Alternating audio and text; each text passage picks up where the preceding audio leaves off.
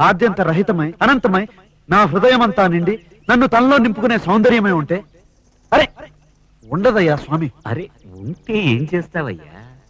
ఆ సౌందర్యానికే దాసోహం అంటాను. అయితేరా చూపిస్తాను. పద చూస్తాను.